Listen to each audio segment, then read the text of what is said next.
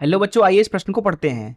किसी श्यान द्रव के अंदर डाली गई छोटी सी धातु की गोली का वेग कुछ समय नीचे जाने के उपरांत नियत हो जाता है।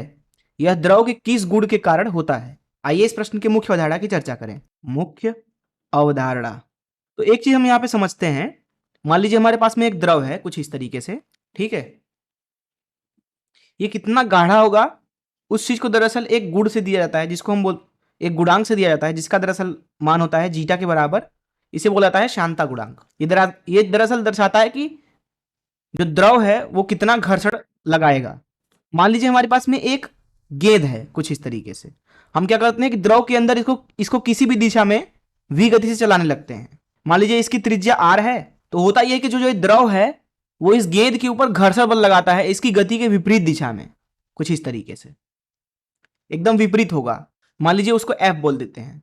तो इस F बल का मान जो है हम स्टोक्स के नियम से दे सकते हैं। F का दरअसल जो यहाँ पे मान होता है वो होता है 6 पाई द्रव का जो यहाँ पे शांता गुणांक है जीटा गुणे त्रिज्या r गुणे v। तो ये हो गया बल का मान जो कि गेंद के ऊपर लगेगा उसकी गति की विपरीत दिशा में। यहां से हम देख सकते हैं कि दिए गए गेंद के लिए उसका त्रिज्या तो वही होगा, द्रव भी वही है, तो जीटा वही है। इसलिए हम बोल सकते हैं कि जो द्रव के अंदर घर्षण बल होगा वो दरअसल अनुक्रमानुपाती होगा गेंद की गति के। तो जितना ज्यादा तेजी से आप ले जाने की कोशिश करेंगे गेंद के ऊपर उतना ही ज्यादा घर्षण बल लगने वाला है। तो इस मुख्य अवधारणा का इस्तेमाल करके आइए इस प्रश्न को हल करें। हल। यहाँ पे प्रश्न में बात की जा रही है कि एक द्रव है हमारे पास में, उसमें हमने गेंद को छोड़ दिया।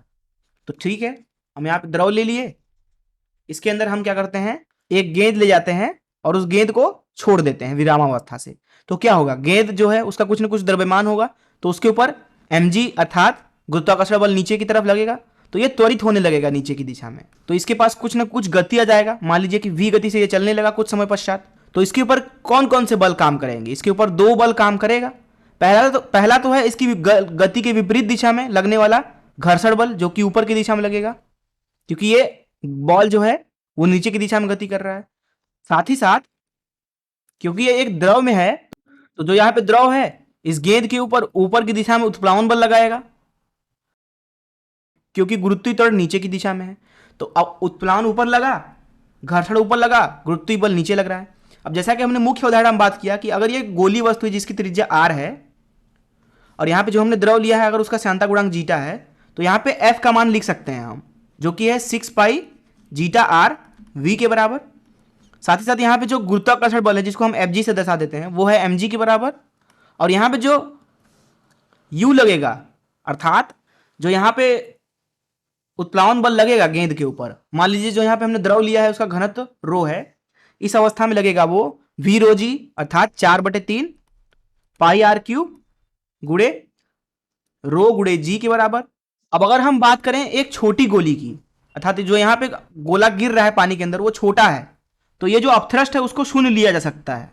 अगर क्या हो, प्रश्न बोला जाए कि छोटी गोली है, छोटी गोली, तो उसके लिए हम उत्प्लावन बल लगभग लगभग नगण्य मान सकते हैं, क्योंकि गोली अगर छोटी है, ये क्या है पूरा, ये दरअसल है प्रतिस्थापित किए गए पानी का भार। अब अगर गोली छोटी है तो कम पानी प्रतिस्थापित करेगा, तो लगभग लगभग उसको शून्य ले लेते हैं। इस अवस्था में जो गेंद है उसके ऊपर दो बल काम करेंगे, एक तो घर्षण है जो कि ऊपर की दिशा में काम करेगा, दूसरा है गुरुत्वीय बल जो कि नीचे की दिशा में काम करेगा। अब यहां पे एक चीज को हम समझते हैं, ये हमारे पास में गेंद है, इसके ऊपर नीचे की तरफ में mg बल लग रहा है और ऊपर की दिशा में घर्षण बल लग रहा है, जो कि अनुक्रमानुपाती है गति के, और ये v गति से नीचे जा रहा है। अब ये v गति किसकी वजह से आया है? गुरुत्वीय बल की वजह से आया। ये गुरुत्वीय बल की वजह से ही v गति प्राप्त किया, अर्थात गुरुत्वीय बल ने इसको त्वरित किया नीचे की दिशा में। होगा ये गुरुत्वीय त्वरण है इस गेंद को त्वरित करता जाएगा, अर्थात इसकी गति बढ़ती जाएगी। अब जितना ज्यादा इसकी गति बढ़ती जाएगी उतनी ही ज्यादा घर्षण बल भी बढ़ती जाएगी, अर्थात ऊपर वाला बल। और जो ये घर्षण बल है ये दरअसल इस त्वरण का विरोध कर रहा है, नीचे की दिशा में जो भी त्वरण हो रहा है उसका विरोध कर रहा है, क्योंकि ये ऊपर की दिशा में लग रहा है। दरअसल एक समय ऐसा आता है जब ये v इतना हो जाता है कि जो ऊपर वाला घर्षण बल है वो नीचे वाले गुरुत्वीय बल के बराबर हो जाता है। दरअसल वो जो गति होती है वो कहलाती है क्रांतिक गति, जिसको vc से दर्शाया जाता है। उस अवस्था में जो घर्षण बल होता है वो mg के बराबर हो जाता है, अर्थात गुरुत्वीय बल के।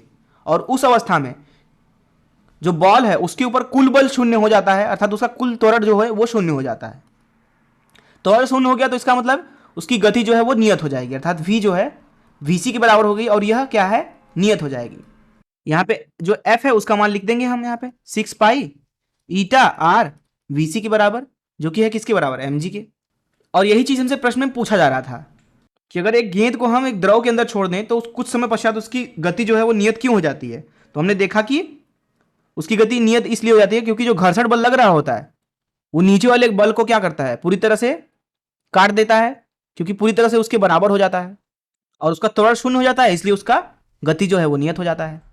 तो ये हो गया प्रश्न के प्रथम भाग का उत्तर। प्रश्न के दूसरे भाग में पूछा जा रहा था कि यह द्रव के किस गुण के कारण होता है। तो जैसा कि हमने देखा कि यह द्रव के घर्षण बल की वजह से हुआ है।